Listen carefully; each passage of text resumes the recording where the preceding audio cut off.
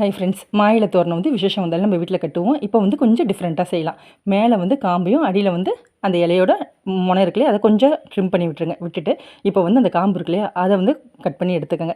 ஊசி நூலை கோர்த்துட்டு கடைசியாக முடி போடுவோம் இல்லையா, அங்கே வந்து இந்த காம்பை வச்சு ஒரு முடி போட்டுக்கோங்க. இப்போ இலையோட பேக் சைடில் வைக்காமல் ஃப்ரண்ட்டு நல்ல பக்கம் இருக்கும் இல்லையா, அதை முதல்ல குத்திட்டு பின்பக்கத்தை இது போல் ஃபோல்ட் பண்ணி விட்டால் பாருங்கள், முன்பக்கம் இப்படி வந்துடும். இது போல் 3 இலை வச்சா போதுங்க. அதுவும் வந்து ஆப்போசிட் டைரெக்ஷனில் வச்சா இது வந்து அப்படி பூ போல், அதாவது ஸ்டார் போல் இது ஃபார்ம் ஆகும்.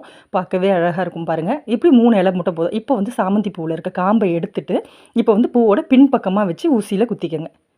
பாருங்கள், ஊசியை வச்சு பின்பக்கம் குத்தி முன்பக்கம் எடுங்க. எடுத்துட்டு அப்படியே வந்து இலையோடு சேர்த்து பிடிச்சிட்டு இப்போது அப்படியே வந்து குத்தி பின்பக்கம் எடுங்க. அவ்வளோதான். இப்போ நாட் போட்டு இது போல் மேக் பண்ணி வச்சுக்கோங்க. இப்போ வந்து தோரணம்லாம் கட்டுவோம் இல்லையா, வீட்டில் டெக்கரேஷன் பண்ணுறோம், ஃபெஸ்டிவல்னால் யாரும் வந்து நம்மளுக்கு டெக்கரேஷன் பண்ணி தரணும்லாம் அவசியம் இல்லைங்க. இதுவே அழகாக இருக்கும். பின்னாடி டபுள் டேப் வச்சு அப்படியே எங்கெங்கே வேணுமோ அந்த இடத்துல ஒட்டிக்கங்க. அவ்வளோ அழகாக இருக்குங்க. ஒரு வாட்டி ட்ரை பண்ணி பாருங்கள். செம்ம சூப்பராக இருந்தது. பிடிச்சிருந்தா லைக் பண்ணுங்கள். ரொம்ப பிடிச்சிருந்தா ஹார்ட்டின் கொடுங்க. Bye friends.